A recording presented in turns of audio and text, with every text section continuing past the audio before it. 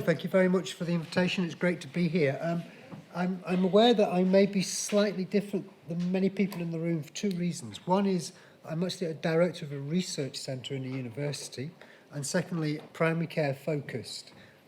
Also, general practice, pharmacy, community, social care, transitions to and from hospital, but not hospital focused. So that's going to be the focus of my talk. And I'm going to talk about the first translational gap, and that's a term within research. We have 3 or 4 translational gaps, and it's basically bench to bedside. And the first translational gap is when somebody's had a good idea or there's a new approach which is needed, test it. Because I think everybody in the room is probably aware of an initiative or two that's being rolled out that perhaps shouldn't have been. And it's a good idea if you can test them first as you go along. Am I going to press the right button? There, oops, sorry. I want to go back one. There. Okay, so last year, it's already been mentioned, there's a National Patient Safety Strategy. And as part of that, there's a National Safety Syllabus, which is currently on the Public Health England website, and I encourage you all to look at it. And what I really like about this syllabus, and there will be curricula to follow for individual disciplines, etc. But the syllabus is about 2 main things. Preventing harm before it occurs, and seeing risks and making them safe. And I think that's a really important emphasis. And from my perspective, and this is basically a summary of my talk before I do it, it needs certain key things. A parity of focus on retrospective learning. Most patient safety research, most patient safety incidents, learning comes retrospectively, and that's important. But that because you can have an avoidable harm, patient experiences, etc. But you also need a proactive agenda for anticipation and preparedness, for preventing, especially in the world of digital electronic health records. You know, in the presence of A, B, C, and D, X might be about to happen. Or the slowly deteriorating patient and the monitoring. So it's those 2 agenda which are equally important, the retrospective learning, but also the proactive anticipation, preparedness, prevention. It was fantastic this morning to hear, it's always good to hear Peter talk, and Nigel Ashton from CQC talking about psychological safety, behavioural science. We'll learn more about that later in this session. But it's really important, and it's great to see it in the National Patient Safety Strategy, human factors, behavioural aspects. Behind every interaction is a human being, you normally too. And you need to understand the behavioural aspects which are involved. The crucial part of what I'm going to talk about really is co-design. So if you're going to have an initiative which has impact, involving patients, carers, healthcare professionals, whoever it may be, from the start, maximises the opportunity for it to be used and to address a genuine coalface issue. Learning from staff, it's the Donald Berwick issue. Nobody knows more in terms of both quality improvement or patient safety than the context of their workplace and the people who actually work there, or the people who visit there as a patient. Learn from them, listen to them. And then the importance of tested interventions of potential impact and having a pipeline. So if you have an idea, the sustainability of that, who's going to take it on board? Who's going to fund it? And I'll give you a couple of examples of that as I go along. So we are a partnership between the University of Manchester and Salford Royal NHS Foundation Trust in collaboration with the University of Nottingham. There are 3 patient safety centres in the UK. We are still, and we should be very happy about this and very grateful, very well funded in this country in terms of this kind of research from the National Institute for Health Research, etc. Worldwide, if you compare, we still do quite well, and we should be grateful of that. There are 2 others, one at Imperial, which is mostly hospital-based research, but also out in the community, and one at Bradford, at Leeds and Bradford, which is mostly about transitions of care. And translational means developing and testing new and experimental ideas before rollout. And that's a crucial issue. So the NIHR focus and our focus is to pull through, what they call pull through. Basically, find something which is a new approach, test it, look for the evidence, pull it through to the next part of the pathway. And that might either be along the research pathway, or it might be to an academic health science network, and we'll hear about that. It might be to a foundation trust, it might be to a charity, it might be to industry. But identify that pull through. And to do that, you need a translation pipeline. You need to know who's going to use what you're working on, not just present it as an academic piece of work.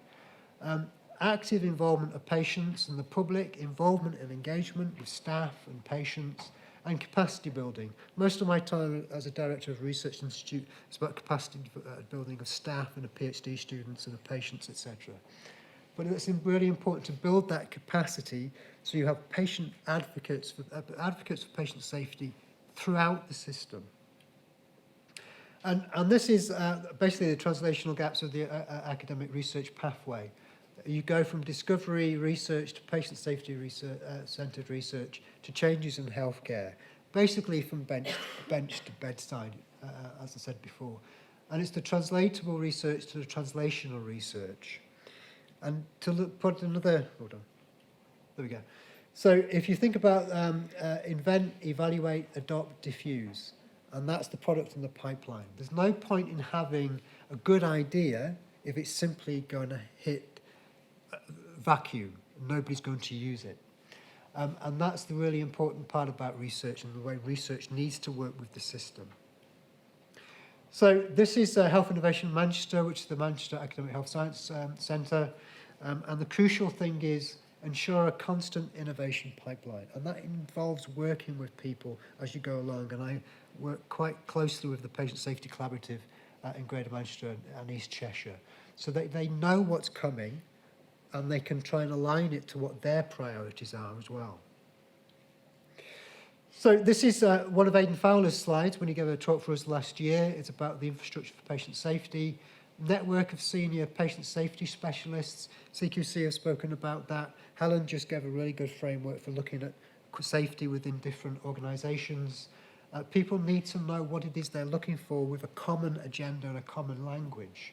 A national patient safety syllabus. People need to use the same language and talk to the same agenda. And the really important thing of aligning patient safety roles in national bodies. It's quite straightforward. I'm a big fan of Aidan Fowler's strategy. So it goes back to what is patient safety. Patient safety isn't just about taking the wrong tooth out, chopping the wrong arm off, giving the wrong drug, interactions. It was great, again, to emphasise hearing about psychological safety this morning. So if a patient goes and sees a GP or a consultant and they're treated badly or they're not listened to or they feel as if it was a bad experience, they may decide they're not going to go again.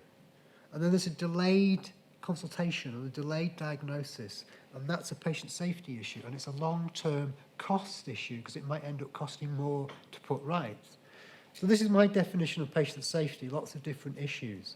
Safety literacy, can people navigate the system? Safety incidents don't just happen democratically across the populations. The most marginalised groups experience more patient safety incidents. Organisational logistical safety, the infrastructure. To paraphrase Donna Bedian, good structure doesn't guarantee patient safety, but it gives a greater opportunity for it to exist. Clinical safety and quality, the technical and interpersonal skills, avoidable harm, trying to prevent harm in the first place.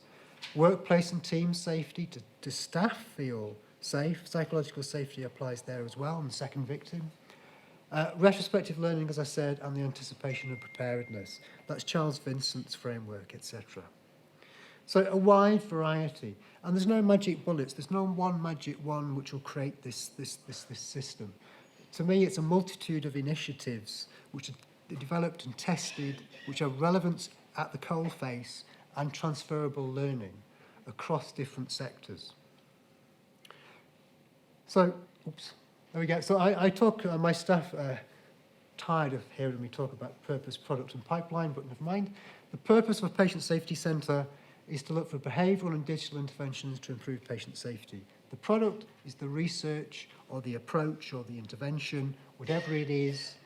And the pipeline is knowing who is going to use it. And the best way of people, I've said before, of someone using it when you're finished is to involve them in the planning and the co-design as you go along from the start. That's the organogram of the centre. It's a research centre within a university, different research themes. There are 4 main themes in the Greater Manchester Patient Safety Centre. Unsurprisingly, safety informatics. Digital is really important.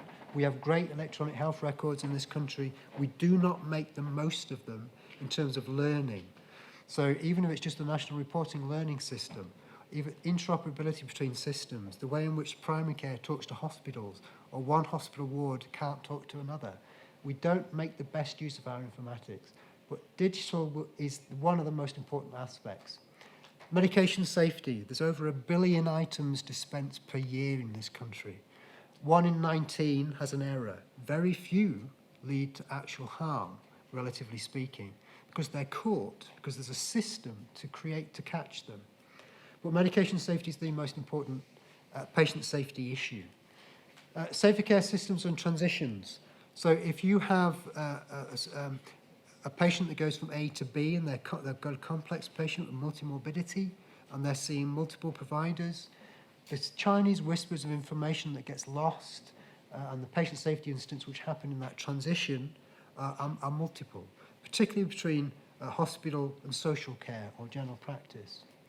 Then safety and marginalised groups. So we do work with some of the most marginalised, and this is mental health research for people at risk of suicide or self-harm, and also patients and carers, and we're doing a lot of work with the homeless. So that's one of the most marginalised groups you can actually work with. So these are some of our key questions. The slides, I think, are going to be shared, so you can read those questions. It basically just speaks to those 4 themes. And this is what we deliver. So again, this is what might be slightly different to most presentations today. This is a research centre in a university. We have a core research programme. Research can take anywhere from 6 months to 4 years to 5 years. Ethics can take a year, those of us who know about these things. Capacity building, we have 12 PhD students, which is really, really important, including some with Christie, which is a cancer foundation trust, social care research, 16 research fellows, and then the 3 PhDs have a PhD network. And it's really important to have that fluidity between 1, 2, 3 year projects and 6 to 12-month projects. We have patient safety innovation projects, 12 months of funding, and it's remarkable how far £15,000 to £20,000 can go. People just need a small amount of money as pump priming. And as I said, the engagement and involvement is really important. I don't have time to go into great detail. These are projects on using electronic health records as a electronic platform for medication safety, reducing the hazard of prescribing. What's interesting here is the first paper for this was published in the BMJ in 1999. It can take a long time to get in. And then PINGA, I won't go into great detail about what it is, but it's more of a predictive algorithm. In the presence of A, as I said before, A, B, and C, X might be about to happen. Check. Safe care and systems and transitions. So particularly we do a lot of work with transitions to care homes, work with the homeless, marginalised groups, mental health patients, self-harm and suicide. And this you can see how the value of including the people who will actually are the patients, the carers, or the providers as you go along. And then marginalised groups. So again, the visually impaired, people with dementia, people with homelessness, creating a patient safety guide for people going to primary care to keep themselves safe. And that's involved 3 to 4 years of patient and public involvement and initiatives with GPs and pharmacists to try and have a common language handbook for people to have a shared responsibility to keep themselves safe. So it's just a very, very quick flavour of the multiple projects which exist. I don't have time to go into these in detail. We're working with the people one might expect us to, if it's terms of general practice research, Royal College of General Practitioners, Health Innovation Manchester, the Academic Health Science Networks. We work with as many charities, etc., as we can. For example, suicide bereavement training. and we've done work with the Information Commission's Office in terms of data sharing. So one of the things I wanted to really end on was about innovation projects. So we're doing some work in care homes, for example, on the Safe Steps. And this will be working with the Academic Health Science Network and Patient Safety Collaborative in Greater Manchester. And what's great about this is that we have primed £20,000, and as a result of that, the Greater Manchester Combined Authority is seeking to fund £500,000 across the entirety of Greater Manchester. That's just a very small example, but it was focusing on an initiative, FALLS, big issue in patient safety, which is of importance to patients, importance to providers. Find an idea, test it, if it works, test it further or just roll it out. Co-design, always work with patients. I mean, I would hope that that's a given. Listen to what the patient has to say, listen to what the carers have to say. Include them in your research.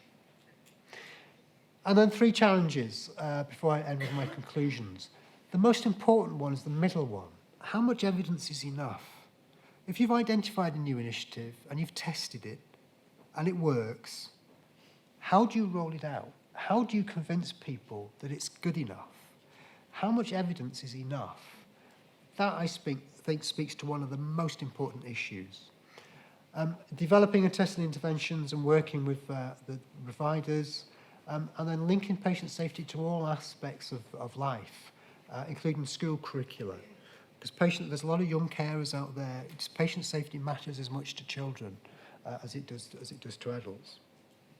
And my final slide is just some key messages, and it's basically just a repeat of what I've said. Safer care and continuous learning. Don't forget the human factors aspects. Translation pipelines. Try and work with the people who are going to use your products as you go along. Build capacity and have that parity of focus on learning from what's gone wrong, but also trying to anticipate and prepare and prevent things going wrong. And that's my presentation. Thank you.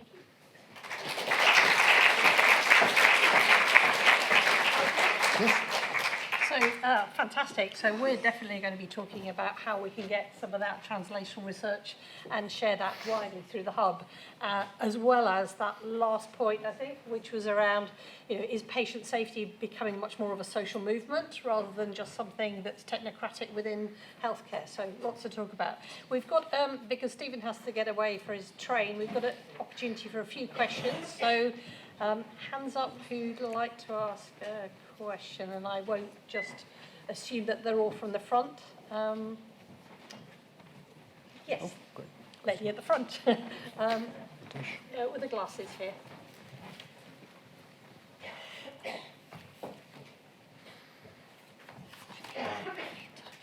Yes, please do. Absolutely.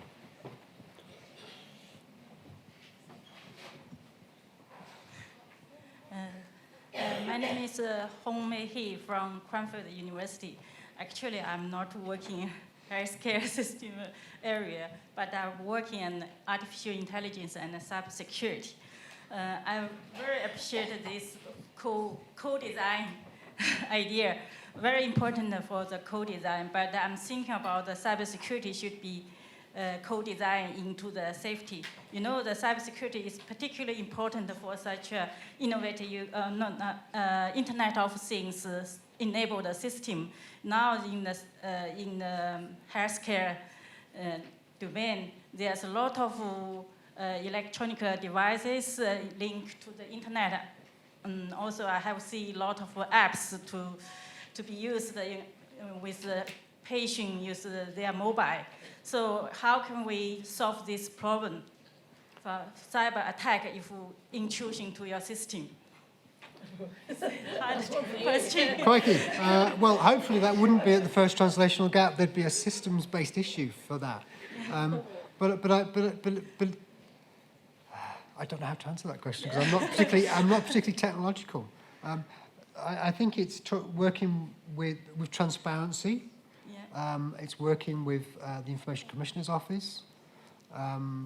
It's working with GPRD, which I think is a good thing. Makes life a bit awkward at times, but it's a good thing. How do you prevent cyber attacks? Personally speaking, I don't use anything but email. That's the best way Definitely, I think is in the future we do need to concern this area because this is all related to IT technology. Well, I think my response would be this is one of those things which doesn't need a decentralised approach. It doesn't need a different approach in Grimsby compared to London. It needs a national agenda. It needs a common safety wall. So I don't think that's something that can be left to the responsibility of localities. I think it has to be a national agenda. Sounds like there's some more research needed. Thank you very much. Any other specific questions? Otherwise, you're going to be able to... Oh, was that... Oh, thank you. Yes, lady in the middle. Well spotted.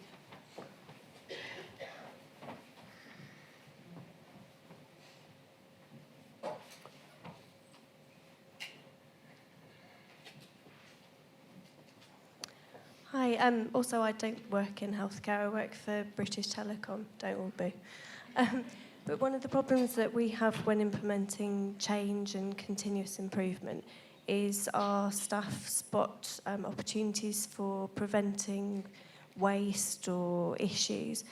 And we go to put a business case together to say, if we spent £50,000 on X widget or changing whatever process, we would save £250,000 or something like that. But we always kind of run against finance saying, prove it. And it's very difficult to prove stuff that hasn't happened. You know that it will happen, but it's difficult to say, we stopped 1,000 of these things if they never ended up happening. So have you got any tips that people can take away to perhaps work with finance to make them see that there are different ways of looking at things? I think the executive board trumps the finance. I think you need that level of authority behind it. So there have been examples today about where chief executives have got involved, and I think you need that level of authority. I think this speaks to the locality, it speaks to the bottom up, but it does also speak to top down. And there is research out there which shows that boards of foundation trust hospitals, etc., don't necessarily have the safety literacy that they perhaps should do. And I think that is an important agenda. So I think it speaks to them having the confidence and the ability to invest in that. I think the finance will listen to the executive board. So I think that's the issue. The really senior board levels, chief executives, need to buy into this. Thank you. Are there any finance directors here? No, well, I used to be one. I used to be a finance director in the NHS, and I'm passionate about patient safety, but I think you've hit the nail on the head about literacy. And actually, there's not much spare cash around, Nope. but £2.3 billion a year is the cost of clinical negligence payouts, and that's an obscene amount of money. So we need to be able to change that juggernaut around that thinking. My hope is that the National Patient Safety Syllabus helps to have this, create a common language which breaks down some of these barriers. Because I think people talk about the same thing in English using a different set of language terms, and I think that's a problem. Any final questions? Just conscious I don't want you to miss your Yeah, train. no, neither do I. Well, thank you very Thank much. you. Round Thank of you very applause. much. Thank you. Excellent. Thank you.